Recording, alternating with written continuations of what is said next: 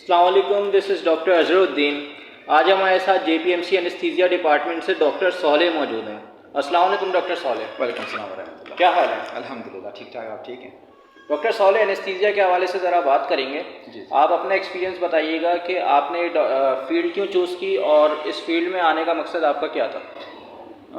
Field में आने का मकसद बहुत ही ज़्यादा वास्ट था, लेकिन ये था कि हाउस जॉब के जब हमारे चल रहे थे रोटेशंस, तो उसमें मेरा मेडिसिन था फर्स्ट, और उसके बाद फिर कार्डियोलॉजी था, फिर नेफ्रोलॉजी था। ऐसे ऐसे सारा कुछ देख देख के मैंने देखा कि उनकी आउटकम्स इतने अच्छे नहीं हैं। उसका as a resident, as a consultant in long terms मुझे जो है बहुत मसले आ सकते हैं, क्योंकि मेरे मरीज़ों के लिए मैं कुछ नहीं कर पाऊँगा। सीकेडी के मरीज़ थे, कार्डिक पेशेंट्स थे, तो वो ना प्रॉमिसिंग नहीं थे उसके रिज़ल्ट। अगर मैं इंटरवेंशन करूँ भी, तो फिर ऐसे सोच सोच के फिर मैंने देखा कि हर जगह जो है, हर स्पेशलिटी के अपने अपने प्रोज एंड कॉन्स हैं, बट एनेस्थीसिया ही है जिसमें हर चीज़ कवर हो रही थी।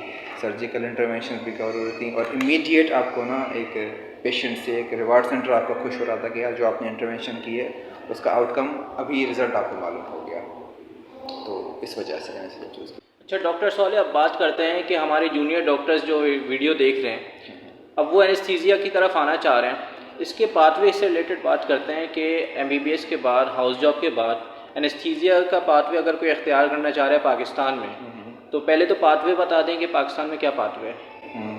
ठीक है। पाथवे ये है कि एमबीबीएस आपने कर ली, हाउस जॉब कर लिया, उसके बाद आपने अगर एफसीपीएस परसू करना है तो FCPS is a major diploma from CPSP. 4 years की होती है ट्रेनिंग, और इंस्टीट्यूट्स हैं उसके मुख्तलिफ पूरे पाकिस्तान में। आप कहीं भी करना चाहें, आपको वहाँ का टेस्ट इंडक्शन पास करना होगा बिफोर आपकी इंडक्शन। और पार्ट 1 तो ऑब्वियस है कि पार्ट 1 आपको एनेस्थीसियोलॉजी में देना होगा। उसके बाद जो है आप आ सकते हैं। 4 इयर्स की ट्रेनिंग है, जिसके 2 साल के बाद इंटरमीडिएट मॉड्यूल, जिसको हम IMM कहते हैं, वो होता है, और उसके 2 साल के बाद पार्ट 2 का एग्ज़ाम होता है। 4 साल की डिग्री होती है यहाँ पे FCPS की, और जो कि मेजर डिप्लोमा है, पाकिस्तान की सबसे बड़ी डिग्री। बाहर भी रिकग्निशन है इसकी बहुत से वेस्टर्न कंट्रीज़ में। और जो माइनर डिप्लोमाज में आते हैं तो MCPS है, डिप्लोमा है, वो 2 इयर्स के होते हैं, वो मुख्तलिफ इंस्टीट्यूट्स में होते हैं। जी। अगर हम एनेस्थीसियोलॉजिस्ट के हम वर्किंग एनवायरनमेंट की बात करें, तो वर्किंग आवर्स क्या हैं और ये फील्ड कितनी कम्पेटिटिव है? वर्किंग आवर्स डिपेंड करते हैं आपके इंस्टीट्यूट पे कि वो क्या डिसाइड करता है। नॉर्मली जो रेजिडेंसी के पर वीक के आवर्स होते हैं वो डिपेंड्स वेरी करते हैं कि आपकी सैचुरेशन कितनी है, क्योंकि नीड बेस्ड होता है मोस्टली। पर जो मिनिमम आवर्स होते हैं वर्किंग आवर्स, वो 48 होते हैं मिनिमम। उसमें आपके ER मिला के और आपके डेली जो मॉर्निंग ड्यूटीज़ हैं वो मिला के, और डिपेंड करता है कि आप कितने, अप टू 96 आवर्स भी होते हैं बहुत से इंस्टीट्यूट में। तो वीकली आवर्स के हिसाब से होता है, और उसमें आपकी इमरजेंसी कॉल्स कवर होती हैं, और आपकी जो डेली मॉर्निंग ड्यूटीज़ हैं वो भी इसी में होती हैं। डॉक्टर सोहेल, प्राइवेट और गवर्नमेंट सेटअप को अगर कंपेयर करें, आप तो अभी गवर्नमेंट सेटअप पे काम कर रहे हैं। जी। तो प्राइवेट इंस्टीट्यूट्स जो है वो एनेस्थीसियोलॉजिस्ट को जो है किस तरह से डील करते हैं, और जो गवर्नमेंट सेटअप है उसमें अपने आप को रखना, क्योंकि बहुत सारे केसेस आते हैं, तो कितना टफ होता है ऑपरेशन थिएटर में काम करना? टफ प्राइवेट का डिफरेंट एक सिनेरियो है, माइंडसेट डिफरेंट है, और गवर्नमेंट सेटअप का डिफरेंट है। प्राइवेट का तो मैंने सुनी बातें सुनी है, मेरा फर्स्ट हैंड एक्सपीरियंस नहीं है मेरा, तो यही है कि private is more hectic than government okay, comparatively. ठीक। पर हम जब देखते हैं गवर्नमेंट को, तो यहाँ पे ज़्यादा केसेस आते हैं। कोई भी अगर कोई हादसा हो जाते हैं तो उस वजह से भी यहाँ पे ज़्यादा रेफरल्स आते हैं, और being in tertiary care hospital आपको हर चीज़ को यहाँ भी मैनेज करना होता है। तो वर्कलोड डिपेंड्स कि आपकी सिचुएशन क्या चल रही है। ऑन एवरेज जो है सफिशेंट वर्कलोड है, मतलब आपको फ्री टाइम नहीं मिलेगा आपकी कॉल्स के दौरान, और आपकी जो इमरजेंसी कॉल्स होती हैं, और डेली ड्यूटीज़ भी आपकी ऐसी होती हैं कि आप मॉर्निंग के जो 8 आवर्स हैं वो आपके चलते रहते हैं कंटिन्यूसली। कभी कभी वो 10 आवर्स भी हो जाते हैं, इलेक्टिव केसेस जो होते हैं हमारे, और किसी किसी की कुछ होती हैं, कुछ ऐसे केसेस होते हैं जिसमें ना आपकी एक्सटेंड ज़्यादा हो जाता है। तो इट डिपेंड्स कैसे आ रहे हैं केसेस, किस तरह के आ रहे हैं। डॉक्टर सोहेल, एनेस्थीसियोलॉजी से रिलेटेड काफ़ी लोगों की कंसेप्ट्स हैं, कुछ पॉजिटिव हैं, कुछ नेगेटिव हैं। कितने हद तक जो है आपने यहाँ पे आके एक्सप्लोर किया है कि चीज़ें आपके हिसाब से पॉजिटिव आई हैं, और क्या क्या आपके नज़दीक चीज़ें इस फील्ड में आपके हक में नहीं गई हैं?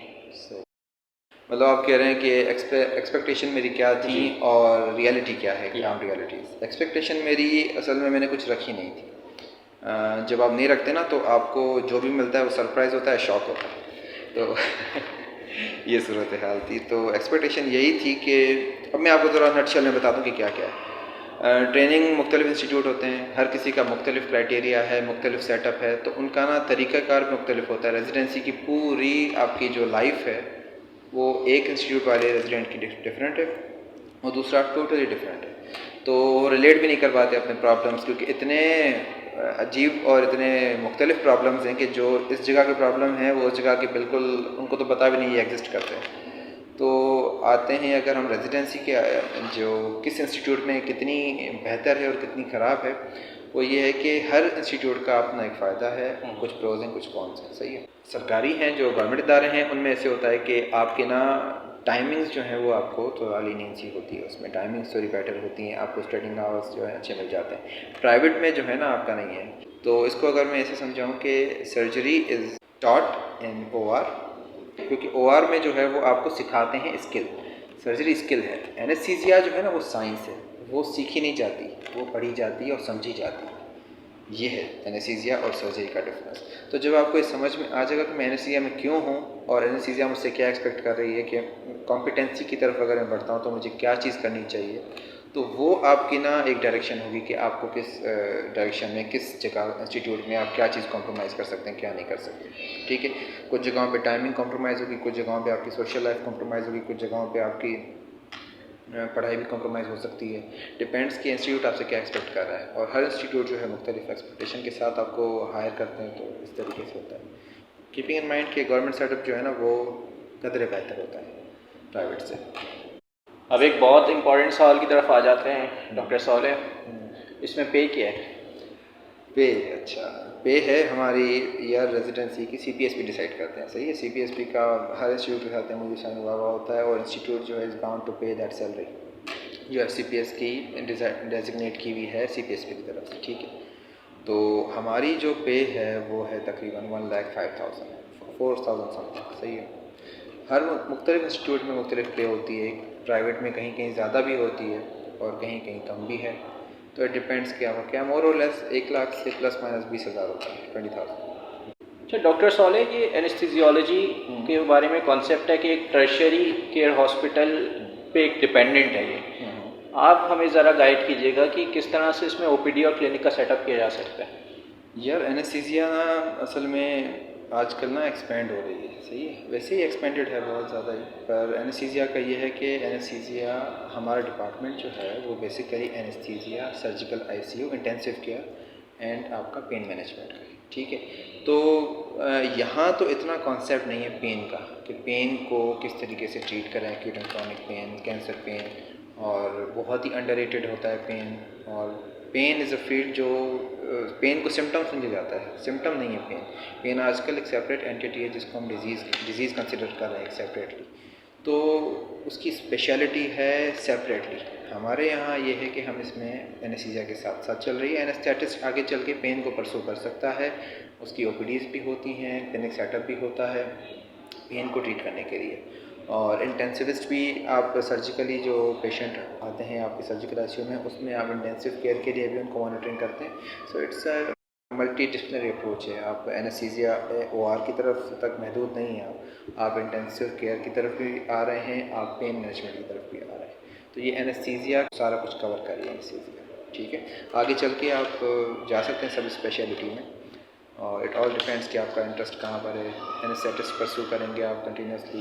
एनेस्थीसिया में भी सब स्पेशलिटीज़ हैं, पेन में सब स्पेशलिटीज़ हैं, और सर्जिकल ICU तो वैसे ही वो है क्रिटिकल केयर का पार्ट। तो ये है।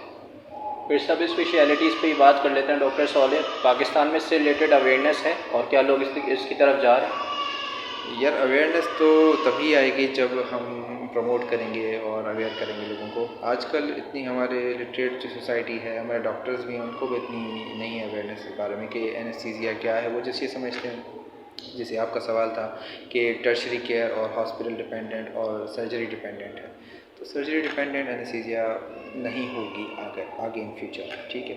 लेकिन अभी है बिल्कुल। और पाकिस्तान में जो इसका है एक इमेज है वो ये है कि एनेस्थेटिस्ट कुछ भी नहीं करता और सर्जन जो है, surgeon is the main hero, पर वी कॉल आवरसेल्व्स कि हम बैकग्राउंड हीरोज़ हैं, क्योंकि सारी कुछ मैनेजमेंट इंट्राऑपरेटिव जो हमारी, हम we are intraoperative physician, perioperative physician, तो जो कुछ पेशेंट को हमने सुलाया है, जो एक नॉर्मल आवाम समझती है, सुलाने से उठाने तक का सफ़र जो होता है वो पेशेंट हमारे और कुछ दवाएं जो हम इंटरवेंशन कर रहे हैं उनके ज़ेर असर होता है। अगर हमारी हल्की सी विजिलेंस कम हुई तो पेशेंट की कोई ना कोई चीज़ कॉम्प्रोमाइज़ हो सकती है।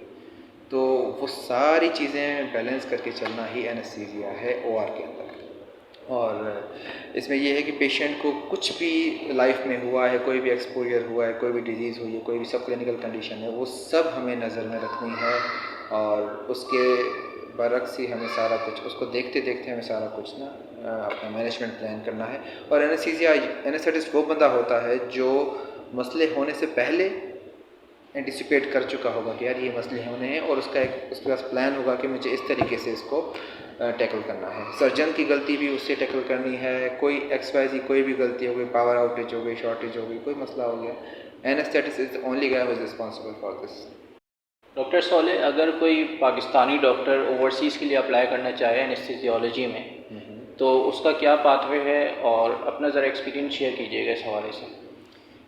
यार ट्रेनिंग का अलग है और एज एन एनेस्थेटिस्ट कंसल्टेंट बन के आप जा रहे हैं, स्पेशलिस्ट बन के, तो वो अलग है। अब दो तरीके हैं, या तो आप ट्रेन होना चाह रहे हैं या पैसे कमाना चाह रहे हैं, सही है। पैसों की बात की जाए तो पाकिस्तान में जो अर्निंग है वो रेजिडेंसी ईयर्स में 1 लाख के इर्द गिर्द है, और बाहर का मैं आपको वन बाय वन बताता हूँ। सबसे पहले ये है कि FCPS की रिकॉग्निशन थी GMC के साथ 2022 तक, सही है, लास्ट ईयर तक भी।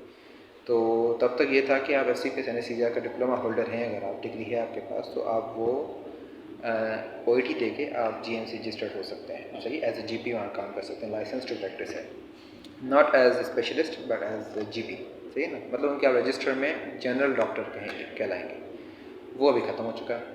अच्छी बात यह है कि FCPS जो है एनेस्थीसिया CPSP का और कॉलेज ऑफ एनेस्थेटिस्ट आयरलैंड का, इनका अभी भी MOU साइन हुआ है, अभी भी इनकी ट्रेनिंग जो है वो रिकॉग्नाइज़ करते हैं ये आपस में। और अगर FCPS आपका हुआ है तो आप एग्ज़ाम देके FCAI की डिग्री उठा सकते हैं, ठीक है, फाइनल FCAI पेपर देके। उसके भी 2 पार्ट हैं, रिटन है, पोस्ट की और SOE है। तो इट डिपेंड्स कि आप किस साल में कर रहे हैं और क्या कर रहे हैं, क्योंकि गाइडलाइंस चेंज होती रहती हैं। अब तक ये है कि आप FCPS अगर आपके पास है डिग्री हाथ में तो आप FCAI दे सकते हैं। और FCAI जो आयरलैंड का कॉलेज है, CAI college of anaesthetist Ireland, वो FRCA को रिकॉग्निशन उन दोनों की है आपस की, ठीक है। तो अगर वहाँ पे आपने ट्रेनिंग की हुई है तो 18 मंथ्स की ट्रेनिंग होती है। UK का ये पाथवे है कि आपके ना 2-3 तरीके होते हैं, उसमें होता है डिवाइड हुई होती है। फाउंडेशन ईयर होता है, अगर आपने कहीं बाहर से ओवरसीज़ किया हुआ है ना, तो आपका फाउंडेशन ईयर 1 होता है, 2 होता है, और उसके बाद इनके कोर ट्रेनिंग होता है, ST इनकी स्टेज ट्रेनिंग होती है 1 2 3 4, ओवरऑल 7 ईयर्स की होती है ट्रेनिंग, सही है। तो अगर FRCA करना है आपने तो वो अभी FCPS से डायरेक्टली रिकॉग्नाइज नहीं है, सही है। तो बेहतर है कि आप पहले FCPS करें, फिर FCAI करें, वो दोनों रिकॉग्नाइज्ड हैं। और आपकी FCPS के बाद ट्रेनिंग नहीं करनी है आपने, आपकी ट्रेनिंग जो है रिकॉग्नाइज्ड है, आपने जस्ट एग्ज़ाम देना है, डिग्री आपको अलॉट हो जाएगी, और वहाँ से आप UK इजीली जा सकते हैं। और दूसरी बात कहूँ मैं UK के अलावा कि एक तो यह है बात बतानी ज़रूरी कि US जो UK MLE है वो भी ज़रूर अभी करीब इनकी आएंगी गाइडलाइंस, और वो चेंज हो रहा है, तो प्लैब जो है वो अभी ख़त्म करें। अब अंदाज़ा हमें ये नहीं है इस वक्त के आगे क्या होगा, जो हमने अभी बातें कही हैं वो वैलिड भी होंगी 1 साल के बाद या नहीं होंगी, तो वो थोड़ी है। दूसरी बात आती है अमेरिका की कि आप US में कैसे परसू करेंगे। अब US में परसू करने का ये है कि आपने वो जो नॉर्मल पाथवे है आपका, कि आपने स्टेप 1 स्टेप 2 दिया, ये सारा आपने वहाँ MD आप जब बनते हैं, ECFMG ले लेते हैं जब वहाँ पे, तो उसके बाद भी आप अमेरिकन बोर्ड में वो करते हैं मैच के लिए। उसके फिर अलग रिक्वायरमेंट्स हैं कि आपने वहाँ पे अटैचमेंट की हुई हो उनकी अपनी कंट्री में, और उसके बाद फिर वो 7 to 9 ईयर्स की होती है, डिपेंड्स कि आप क्या क्या करते हैं, कितने अटैम्प्ट्स में आते हैं। तो ये एक लाइफ लॉन्ग प्रोसेस है, जो एग्ज़ाम देते रहेंगे आप और कहानी चलती रहेगी। अगर आपने चूज़ करनी है तो आपने ये चूज़ करनी है कि आप 60 साल के रिटायर हो रहे होंगे तब भी गाइडलाइंस चेंज होंगी, तब भी बहुत सी चीज़ें चेंज होंगी। जो अभी आजकल हमारे प्रोफेसर्स हैं और जो रिटायर हो चुके हैं, उन्होंने जो चीज़ें यूज़ की हैं, जो चीज़ें देखी थी, वो अब आज ख़त्म हो चुकी है एनेस्थीसिया में। मैं नहीं मालूम कि 20 साल के बाद क्या एडवांसमेंट, क्या चेंजेस आती हैं। इवन अभी भी बहुत सी चीज़ें चेंज हो रही हैं, बहुत सी स्पेशलिटीज़ इमर्ज हो रही हैं, सब स्पेशलिटी। तो जनरल एनेस्थीसिया कॉन्सेप्ट आहिस्ते आहिस्ते ख़त्म होता जा रहा है, रीजनल की तरफ ज़्यादा आ रहे हैं। पेन जो है वो बहुत ज़्यादा बढ़ चुका है, उसे एक एक्स्ट्रा अटेंशन मिल रही है और उसकी वजह से स्पेशलिटीज़ बन रही हैं, उसकी वजह से उसकी इंटरवेंशन में भी एडवांसमेंट्स आ रही है। सो बाहर मुल्कों में इसका बहुत कॉन्सेप्ट है। सैलरीज़ पे आते हैं तो पाकिस्तान की सैलरी मैंने आपको बताई, यूएस और यूके की सैलरीज़ वही 30-35,000 वहाँ भी यही है ऑन एवरेज, और यहाँ यूएस और यूके दोनों में ही है। वहाँ पाउंड्स हैं, यहाँ डॉलर्स हैं। डॉलर्स 50,000 तक भी जाते हैं स्टार्टिंग में। तो इट ऑल डिपेंड्स कि आप परसू क्या करना चाह रहे हैं। अगर आप यूएस जाना चाह रहे हैं तो पाथ बहुत लंबा है, अगर आप डायरेक्टली यूके जाना चाह रहे हैं तो पाथ बहुत लंबा है। अगर आयरलैंड का आप एक बाईपास ले लेंगे ना तो वो आपके लिए ईजी रहेगा, ठीक है। और अब आते हैं पैसे कमाने की बात कि एनेस्थीसिया में अर्निंग कितनी है। तो आसान में लफ्ज़ों में समझाऊँ आपको तो सर्जन जो है वो अपनी जो अर्निंग होती है वो आफ्टर 40-45 एज कमाता है, और जब तक उसका रिकग्निशन हो, नाम हो। एनेस्थेटिस्ट जो है रेजिडेंसी के फ़ौरन बाद भी वो अपनी अर्निंग इंजॉय कर सकता है, प्राइवेट करे या वो किसी इंस्टीट्यूट से बाउंड की करे। तो इस तरीके से अर्निंग का है। और अगर मैं ये बताऊं कि बाउंड हो चुका है और मंथली क्या होगा, तो ऑन एवरेज मिनिमम FCPS के फ़ौरन बाद आपको 3 से 4 लाख मिल सकते हैं कुछ इंस्टीट्यूट्स में, और अगर आप पेरीफ्री में जाएं तो कुछ इंस्टीट्यूट 7-8 लाख भी दे रहे हैं। तो इट डिपेंड्स कि आपको क्या आप कॉम्प्रोमाइज़ कर सकते हैं। कराची की सेटअप में नहीं, मैं ओवरऑल बात कर रहा हूँ पाकिस्तान की। अच्छा, तो पाकिस्तान में ऐसी कुछ जगह हैं जहाँ पे आपको FCPS के फ़ौरन बाद भी 7-8 लाख भी मिल सकते हैं, ठीक है। तो यही है सूरत हाल, क्योंकि ये सुनने में थोड़ा अजीब लगता है कि ऐसे कैसे हो सकता है, लेकिन ऐसा है। बहुत सी जगह हैं, अगर आपको डिटेल्स चाहिए तो मैं आपको बता सकता हूँ। वो जगह यहाँ से दूर हैं, लेकिन यह है कि अर्निंग के पॉइंट ऑफ व्यू से अगर आपने जाना है तो भी अच्छी स्पेशलिटी है। डॉक्टर सॉलेह, एनेस्थीसियोलॉजी कितनी ज़्यादा सैचुरेटेड है एज अ फील्ड, ज़रा इस पर बात करते हैं। सैचुरेटेड बिल्कुल भी नहीं है। आजकल सैचुरेशन बढ़ रही है, पर वही है कि आजकल जहाँ बाकी स्पेशलिटीज़ में रेजिडेंसी मिलना इम्पॉसिबल है, यहाँ पॉसिबिलिटी है कि आपको इजीली मिल जाएगी। कुछ चीज़ें कॉम्प्रोमाइज़ करनी पड़ेंगी आपको, डिपेंड कि आपको क्या कॉम्प्रोमाइज़ कर सकते हैं, लेकिन आपकी स्पेशलिटी में मिल जाएगी ट्रेनिंग। और ट्रेनिंग का यही है कि आप ट्रेनिंग में कितना सिंसियर हैं। अगर सिंसियरिटी आपकी है ना तो ट्रेनिंग आपको बहुत अच्छी मिल जाएगी। कुछ जगह पे कॉम्प्रोमाइज़ होते हैं, और वो भी आपकी as a person, as a personality है ना, वो आपको आपकी पर्सनैलिटी को ग्रोथ देंगी। जो भी एडवर्सिटी आती है वो आपको स्ट्रांग बनाएगी। तो स्पेशलिटी सैचुरेट नहीं है बिल्कुल भी, और प्रॉमिसिंग इसका फ्यूचर है। अगर आना चाहें कोई भी जूनियर्स हमारे, उनको ये मैसेज देना चाहूँगा मैं कि बहुत मेहनत लगती है आने में, लेकिन वंस यू आर इन तो आप समझते हैं कि यार मैं अच्छी जगह आ गया। आपको रिग्रेट नहीं होगा, आपकी हर चीज़ बैलेंस रहेगी। आपका फैमिली लाइफ, आपकी वर्क लाइफ, आपकी फाइनेंशियल लाइफ, आपकी सोशल लाइफ, हर चीज़ आपकी स्टेबिलिटी में रहेगी। और रेजिडेंसी वैसे ही थोड़ी टफ़ होती है, पर आफ्टर रेजिडेंसी आपकी हर चीज़ जो है बैलेंस हो जाएगी। डॉक्टर सॉलेह, अगर ऑपरेशन थिएटर में काम की बात की जाए तो एक टीम वर्क होता है जो किसी भी मेडिकल सेटअप के लिए बहुत इंपॉर्टेंट है। हाँ। तो वो टीम वर्क कितना इंपॉर्टेंट है और इस टीम वर्क का कौन कौन हिस्सा होता है? अच्छा, हमारी टीम में OR का पूरा स्टाफ होता है, जो आपके टेक्नीशियंस होते हैं, और आपकी सर्जरी की टीम होती है पूरी, ठीक है। उसमें उनके रेजिडेंट कंसल्टेंट सब आते हैं। एनेस्थीसिया की टीम होती है, एनेस्थीसिया के टेक्नीशियन अलग होते हैं। तो ये हमारा पूरी टीम होती है। और वर्क प्लेस एनवायरनमेंट डिपेंड करता है कि आप किसी ना किसी एक को टीम लीडर चूज़ कर लें, तो वो हर कोई उसी का हुक्म माने, जैसे वो कह रहा है वैसे ही उसकी गाइडलाइंस पे चले। तो एनेस्थीसिया का अपना एक GL होता है और सर्जरी वालों का अपना GL होता है, ग्रुप लीडर। तो वो आपस में कोऑर्डिनेट करते हैं कि केस का क्या है, मसले क्या क्या हैं, प्रेजेंटेशन क्या है, और उसके बाद उसकी इंटरवेंशन क्या की जाए, किस तरीके से उसको एनेस्थीसिया दिया जाए, क्या क्या मोड्स हमारे पास हैं, पॉसिबिलिटीज़ में मिनिमल साइड इफ़ेक्ट्स हों और पेशेंट की लाइफ को इतना थ्रेट नहीं हो। तो सर्जरी टीम जो है ना वो हमारे साथ ऑन बोर्ड होती है। और जो भी हमारे अपोजिंग मेंबर हैं, अपोजिंग तो नहीं है, खैर यही है कि हमारे टीम मेंबर्स ही हैं, पर हमारे साथ साथ जो कंटेम्प्रेरीज़ हैं हमारे, उसमें गायनी के साथ काम करें तो गायनिकोलॉजिस्ट होती हैं, यूरोलॉजिस्ट होते हैं, सारे हमारे सर्जिकल डोमेन पूरा एनेस्थीसिया से ना लिंक्ड होता है। तो रिलेशनशिप ना हमारा ये है कि बहुत वर्सेटाइल होता है। हाफ हॉस्पिटल जो एक मेडिकल डोमेन होता है, एक सर्जिकल डोमेन होता है। सर्जिकल पूरा डोमेन जो है वो डिपेंडेंट है एनेस्थेटिस्ट पे, और एनेस्थेटिस्ट डिपेंडेंट है सर्जिकल द अदर पर्सन। तो टीम वर्क अच्छा होना चाहिए, कम्युनिकेशन अच्छी होनी चाहिए, तो पेशेंट को मिनिमल आप ना नुकसान पहुंचाएंगे और ऑलमोस्ट नो नुकसान। तो ये बेहतर है कि आपकी कम्युनिकेशन अच्छी और टीम वर्क अच्छा, और आप बातें जो हैं वो क्रिस्प एंड क्लियर लफ्ज़ों में करें ताकि अगला आपको कम्युनिकेट प्रॉपर्ली आप कर सकें और समझ जाए कि क्या कह रहे हैं। तो ये हमारा एज अ टीम हम काम करते हैं OR के अंदर। जो भी केसेस होते हैं, हमारा अल्टीमेट गोल यही है कि आपको पेशेंट का वेलफेयर, पेशेंट की बेहतरी, पेशेंट की भलाई, जो उसमें रिकवरी उसकी स्मूथ हो, उसका इंटरऑपरेटिव लॉसेज और जो मसले हैं वो ना पेश आए। डॉक्टर सालेह, अब जाते जाते जो है जो हमारे जूनियर्स हैं उनको ज़रा एनेस्थीसियोलॉजी के हवाले से आप क्या कहेंगे? वो भी डॉक्टर्स जो परसू करना चाहते हैं एनेस्थीसिया को एज एन स्पेशलिटी, तो एज अ करियर, तो मैं उनसे यही कहूँगा कि आपको जो भी सवालात हैं डॉक्टर अज़हर के इनबॉक्स में करें, उन्हें बताएं, पूछें। और जो मेरे ख्याल में हमने सारी चीज़ें बैलेंस में आपको बता दी हैं कि क्या क्या पूछते हैं सवाल, जो भी फ्रीक्वेंटली आस्क्ड क्वेश्चन होते हैं उन सब का हमने जवाब दे दिया। लेकिन कुछ चीज़ें होती हैं जो फिर भी हर किसी की ना एक बहुत मुनफरिद सवाल होता है, तो वो मुनफरिद सवाल आप डॉक्टर अज़हर से पूछ सकते हैं उनके प्राइवेट DMs में। और मैं तो यही कहना चाहूँगा कि अगर आप एनेस्थीसिया को परसू करना चाहते हैं तो बहुत अच्छी स्पेशलिटी है, बहुत प्रॉमिसिंग है इसका फ्यूचर। और जहाँ बाकी चीज़ें रोबोटिक्स की तरफ जा रही हैं और AI की तरफ जा रही हैं, और वो एक सब्स्टिट्यूट वाला उनका फैक्टर आ गया जहाँ पे ना वो उनकी रिप्लेसमेंट आ जाएगी। इवन दो सुपरविजन फिर भी ह्यूमनली होती है, लेकिन उनकी सब्स्टिट्यूट आ रहा है। एनेस्थीसिया का अभी भी इस तरह से कुछ नहीं है, क्योंकि you need a human brain, क्योंकि आपको वो जो एक इमोशनल डिसीजन लेना है वो डिसीजन आपका ही होगा, वो मशीन्स और रोबोटिक्स नहीं कर सकते। I think I have covered everything, और इंशाल्लाह if you have any other question you can ask Dr. Azhar.